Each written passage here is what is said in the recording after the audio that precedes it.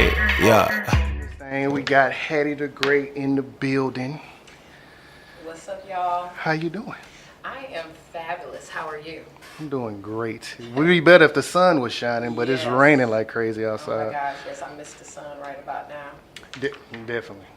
So we're here to talk about the things that you have going on. The first thing I want to talk about is your success coaching. Okay, the Dream Architects. Yes. Yes, okay, great.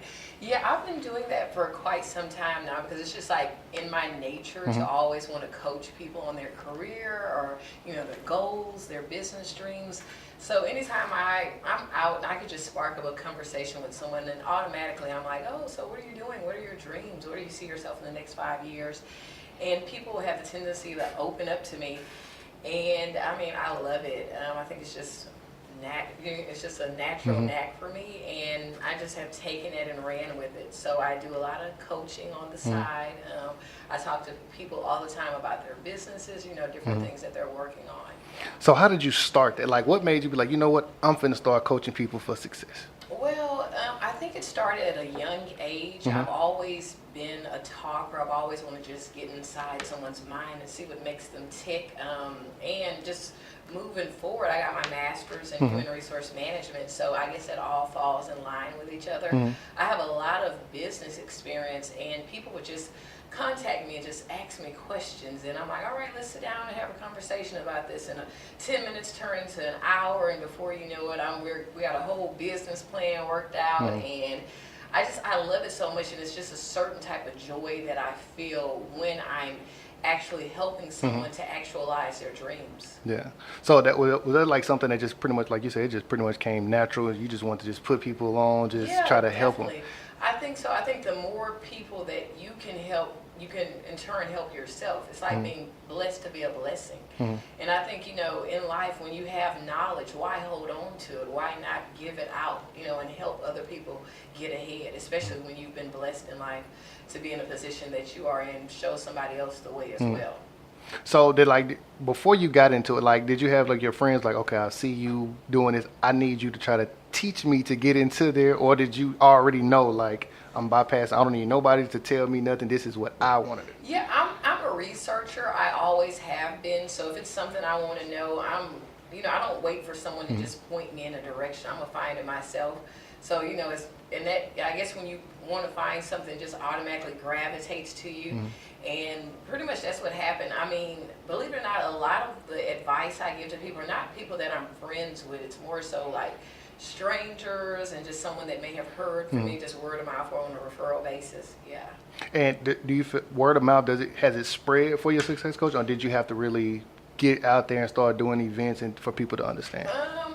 My technique for marketing myself is more grassroots because I don't want to be overwhelmed with the people. I think the right people that need to find me will find me, and I'll be led to them because I'm also working on several other projects. So I don't want to be too swamped with trying to, help too many people doing everything when I'm trying to focus on me, because then I'll detour and start just focusing solely on that when I have other things I'm working on as well. I could tell there's some of that success coaching in there, because I think you're probably the only person I've known that just said what you just said, to not be like, I don't want to be overwhelmed. I don't want all them people going, I'm going to go stick to my grassroots, only word of mouth. Yeah, definitely. I think that works best for me because, I definitely want people that are hungry, that are driven, that are determined, that want it more than anything. And those are the type of people that I want to talk to, because if I sit down and we come up with a game plan, a blueprint for success, I want to know that, hey, when we're done with this conversation, when we're done with this coaching session, that they're going to take that information that I gave them and they're going to actually put it to work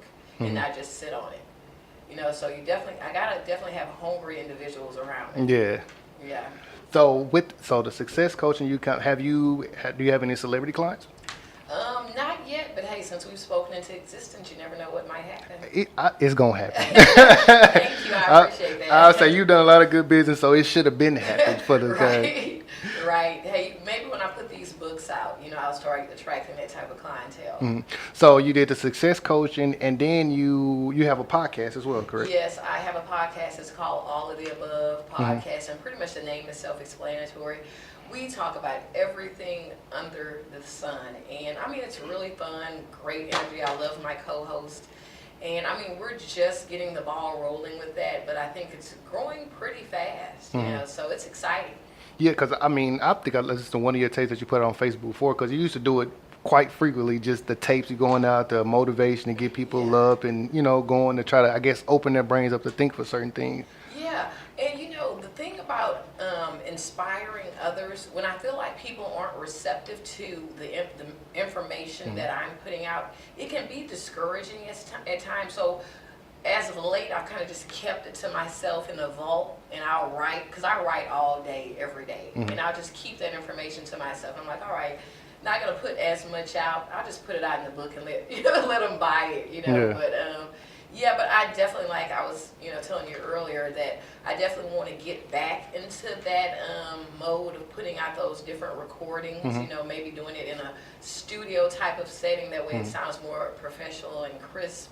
And get some more people involved in the project, so I can maybe possibly put out like some sort of audio book or something. Yeah. I definitely see it going to some. I feel like the networking things and the things that you were saying, because I know I've had a meeting with you before, and like it was just like a great meeting. Like it didn't come out feeling like you was got by anything, like somebody was trying to push you over to do something. Yeah, So exactly. Yeah, yeah. I definitely think it's something that you should constantly. Yeah, just keep Yeah. going. Just keep, and I've done so many things. I used to have like a call-in line where people just call in and just ask questions. And I mean, I'm just trying to see what the best fit for me is. So I mean, you did the success coaching, you did the tapes, and then was it? I want to say a year. I want to say, I could be wrong. You did the naked sipping paint. Yeah, this month made a year that I introduced naked sipping paint to the world, and I mean, I have gotten such an overwhelming response. I mean, believe it or not, Madame Tussauds Museum in New York contacted me, and it was just threw an offer on the table about me possibly coming there in the summer and doing the naked sipping paint show there. And we talked about the details, how it would go. So we're still, trying to, negotiate that whole thing. Who knows what may happen with that? But I mean, the fact that such a big name brand would contact me and be interested in what I have to offer with what my business is, it felt great. It was a hit. I'm just being real. That is a hit. It is gonna constantly be a hit. Yeah. Like it was already the paint and drinking. That was a good thing. But Yeah. when I saw the naked sipping paint, because I think I had talked to somebody about that before, but everybody like shunned on, like, I don't nobody want to do that. But Yeah. when you did, I was like, yo. Yeah, and that was the thing. We got, mixed reviews. A lot of people are like, oh my gosh, people are naked, like it's taboo. I'm like, well, we're celebrating the art, the human body. Yeah. It's, it's art form nudity. So it was nothing raunchy. I think it was very tastefully done, and it was just some people really having to just wrap their mind around the idea. But everyone that came, it was a memorable experience. I mean, they enjoyed it. And I'm the type of person, I love projects. I put it out there, give them something to experience, and then we see it, run with it, let it become what it is, and then on to the next. Yeah. So did you lose any of your clients from doing it? No, because I mean, I'm pretty much true to who I am. I mean, I've always been the type of person that likes to push the envelope. Yeah. I mean, life is short. We gotta live, have fun, Yeah. enjoy. So if I lost a client, they didn't deserve to be my client anyway. Yeah. So how did you come up with the concept to actually go through with it and just like, you know what, I'm gonna do this? I wanted to do something different. I've been in event planning for over 20 years. That's something that I've always done. So this is not my first time doing a party, something similar to that magnitude. So it was just only natural. Like, okay, hey, the sip and paint thing is really big right now. How can I make this different? How can I really just like get people involved and like really just, get people to come out and be a success. The first party we did, actually the second event we did where I really marketed it, the first one was like a test run just to see. The second one, we had 2 parties in one night. The line was wrapped around the door. Yeah, it was pretty fun. Like, did you have a hard time securing the models for it, or you had people volunteering willingly? Like, The let's. models was actually very easy. I still get emails to this day for people wanting to be a model for Naked Sip and Paint, you know, and I mean, I'm like, send me a photo, you know, let me see what you're looking like. I mean, I just hadn't had the time to organize another event. I get a lot of people requesting private parties as well. I'm gonna ask this question. I know people gonna probably look at me like, "What is going now?" Who's doing the picking? So are you looking like, okay, you got a nice body. I think I'll get you Yeah. on. Pretty much, I pick the models, and I'm looking for what I think will be attractive to my audience's eye. You know, the guy has to have a nice chiseled stomach. He has to have a nice package down there. Everything has to be intact. So if you're sharp, don't even send nothing. Don't even try to be over here. That's what it's all about. When people come, they're That is coming true. for shock value, Perception, so yeah. they want to be blown away. Wow, yeah. I could just imagine all of the applications and people that you got trying to Yeah. be on. I don't even know any female or male that I could think possibly that would even want to do, like, just to, even if they had the body, to just be naked and have a Yeah. whole bunch of people paint You them. definitely have to be comfortable in your own skin. And people always said, "Are you going to do it?" I'm like, "No, I'm not that comfortable." Yeah, for real. Standing in front of a room of 50 people, everyone just gawking at you. I mean, I applaud the models. I mean, I applaud them for being so brave to be able to even do anything like that. I mean, and we compensate them very well for their time. What does the event look like? You get there from like start to finish. Like, do you? Yeah, it's all fun. I mean, drinks pouring, we have shots. I mean, if someone's celebrating a birthday, we try to get the audience engaged. Hey, take it off of this birthday cake. You know, we get them. I mean, I have even done the ones where it's just like I do one called the dynamic duo, where it's a woman and a male model. Sometimes I've even done the menage a trois, where it's three people, three nude models, and then I have one called the ladies' night out, and we have a gentleman, and we have a little measuring tape. So when the guy walks out, I'm like, "All right, ladies, it's time to get the measuring tape." So I'll just let you use your imagination for what we do with the measuring tape. We got to let us cover one of these events. When is your next event for the Naked Sip and Paint? I was supposed to do one for the anniversary this month, but a lot of things happened. I graduated from school. My Congratulations. birthday. Thank you. So it's been a lot of events going on, so it's just like no way to squeeze it in. But yeah, hopefully within the next month or so, I'll have an event rolled out. So besides the Naked Sip and Paint, what other big event do you have coming up, or that you got in the works? I would say. Definitely thinking about some art shows that I'm working on. So if there are any artists out there that know how to fabricate, make some stuff, I'm working on a really great art show. I don't want to put the details out because everybody's still. I feel you. But yeah, some art shows, some more networking brunches coming about. I mean, you just never know. I might go to sleep tonight, just an idea pops up in the middle of the night, just wakes me up, and I'm jotting it down. But I love to put events on. That is good. So you have success coaching, you have the event planning, but people still want to know, who is Hattie? I mean, pretty much I'm an open book, you know, nothing to hide. I mean, I'm a visionary. I mean, a motivator, a public speaker, a writer. I mean, it's a lot rolled into one. I always tell people I wear many hats, hence the name Hattie. So, I mean, I feel like I'm really enjoying life. I'm doing what I want to do. I'm doing what I love. I'm an entrepreneur. I'm a businesswoman. I mean, and I'm still going. I mean, I can't even define myself in just one thing, because it's so much more that I plan to accomplish, you know, in life. So how did you get started? Like, how did you? I know people be like, okay, I know she just didn't wake up one morning and just happened. Like, what are some of the gears that turned in your earlier point to get you to the point?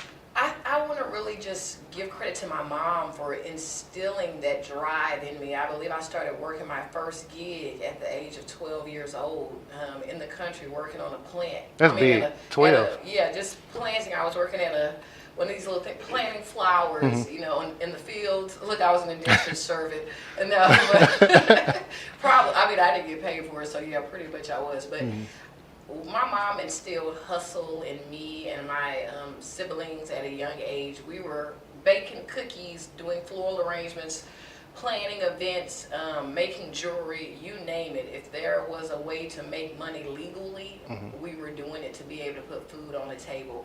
And with that type of work ethic and that type of drive and hunger, it's the only thing it can do is activate something in you. I mean, I wasn't a kid that was at home just watching TV and playing video games all day long. It was Saturday morning came, it was time to get up at 8 o'clock in the morning. It was time to get to work and hustle, you know. And it's just, if there's not a way, I knew how to create a way. It was just like I always, you know, figured out a way to make it happen if needed to, you know, if I needed to. So, how do you feel about failure? I mean, failure is, I mean, we all have to, winning and failure, they come hand in hand. You know what I'm saying? In order to appreciate the win, you have to fail. I mean, my biggest thing is just not letting that failure knock you down to the point where you don't want to get up anymore. Be willing to take that loss, learn from it, dust yourself off, and keep going. I definitely agree. Yeah. Because, that's one of the things, I guess, a failure that really stops people from their success. I guess it being so long and not seeing the results, waiting it out for it to happen. But I think our greatest inhibitor is not even failure, it's fear. We let fear deter us from accomplishing our goals and dreams because we're too consumed with the what ifs and why wouldn't this work, why shouldn't I do this, and we're not focused on the end goal. Like, the end goal is the whole reason why that thought was implanted in your mind anyway, you know. So I think we need to get fear out of the way. I mean, because we fail every day. When you were a kid and you wanted to learn how to ride a bicycle, and you fail that first time, failure, that's a failure, but you got back up and you kept pedaling until you gained your, the momentum to be able to ride that bike and your balance. So it's something that happens every day, but it's unavoidable. So what do you call that now when something doesn't go your way? Do you still call it failure, or do you just call it? I call it a lesson. I laugh at it, as if I were playing a game and I just got knocked down. I'm like, all right, I still got some extra lives to play with. Let me keep going, So yeah, it's just I learn from all. It makes me a stronger person. It makes me want to come back and go harder. Yeah. Yeah. So all this, you got the success coaching, you done made it to this, you got the event planning, and then comes the address. Yeah, the address. The address is actually, my husband is a partner in address, so I help out when I can. I've done a lot of events there. It's a huge sports bar. I mean, we just very surprised and thankful for all of the success and recognition that, we've received in less than a year's time. It definitely is a hit. It took off. Like right off. Well, yeah, but the city needed something like that because there was, everyone was looking for a nice upscale place for, people of color to attend, where we could feel welcomed and, not worried about the bouncer turning us away at the door because we looked a certain way. And I think the address pretty much catered to the need that was out there.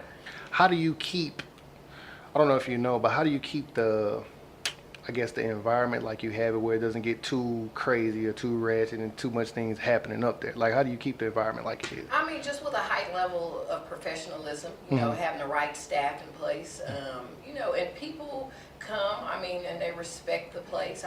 Like any places you go to, sometimes you can get people getting a little rowdy, especially if there's alcohol involved. Yeah, that's it. But we have security in place, staff. We're making sure we're not letting wrong people in at the door. So yeah, it definitely helps to keep things under control. But in any business, no matter what business it is, there's always the risk, especially if alcohol is involved. Whether you're going to a restaurant or anywhere, it's always at risk of just some rowdy individual coming in, Yeah.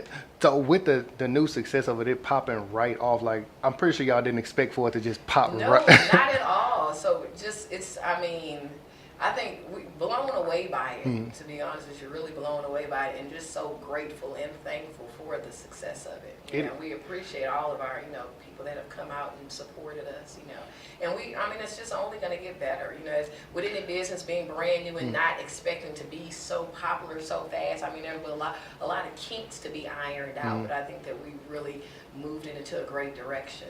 So do you see it expanding in the areas in, or do you see it franchising out? Definitely expanding, possibly franchising. Who knows? Maybe going to another city or Because something. I definitely think it's worth it because of the buzz that it generated. Everybody talk. That's the go-to spot. Like if Yeah. you're doing anything, you go into the address. If you're trying to throw anything, you better try to throw it at the address. Yeah, and in different cities too. I had someone tell me they were in LA and people were talking about the address in LA and Atlanta and DC, everywhere. And you got to get there early. Yeah, you gotta get there early. You gotta get there early. So I mean, especially with it being a black-owned business, I just want our people to understand how important it is to support one another. And sometimes you can go into a business, in any business, whether it be black-owned or not black-owned, and you may not always be happy with the services. Maybe it was an employee that had a bad attitude, but I don't want that to be a reflection of management and who owns it. It's not like we tell an employee, oh, go out there with a bad attitude. So we definitely, take concerns very seriously if someone, but for the most part, everyone enjoys themselves. I did like for it to be a black business, like with the turkey leg cut and other things, and to be so successful, and to I guess have people constantly franchise that. Like, do random people just see y'all? Like, well, I'm pretty sure if they knew here you was, I'm pretty sure you'd be getting stopped everywhere you go. Probably so, yeah. That's why I just keep.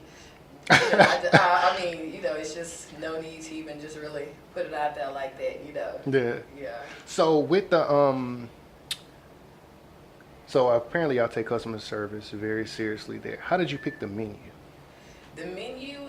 Because food can make or break you when you go into an establishment. I'm a foodie, and that's my thing. If a place has great food, I'm going back. I'm going back. Great food, great drinks, great music. That's a win-win situation.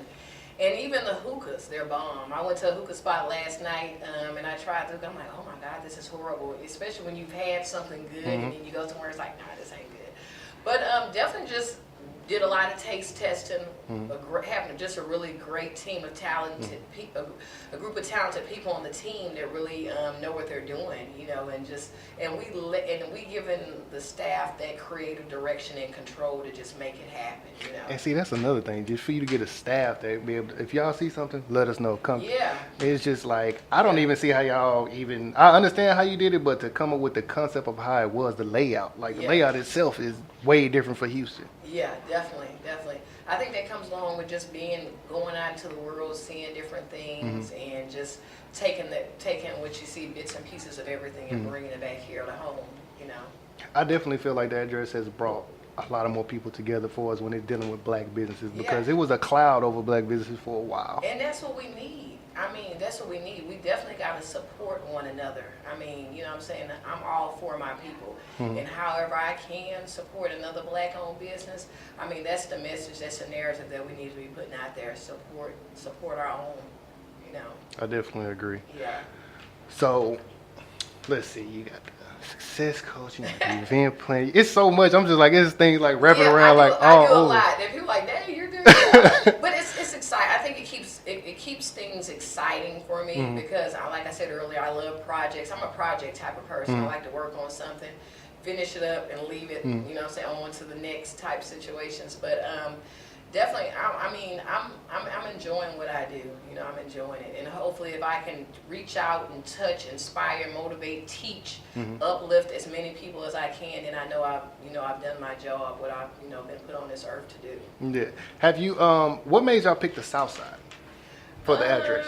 Well, that space was available, and we needed something in that area. The South has everything. The North has nothing. Yeah, but see, I don't know. I ain't never been a North Side type of person, though. It's a lot of people say that nobody no North. I mean, nothing. when I was younger, I used to be over there on Tidwell and Lockwood. When I was younger, I mean, I'm from all over, really. I even used to live on the East Coast, so I feel like I got a little bit of everything, in me, like sprinkled in me. Southeast, A-Leaf, Third Ward, what I'm saying? So pretty much it's just, I thought that just, that was just the best place to do it, great park and everything, I definitely agree. Yeah.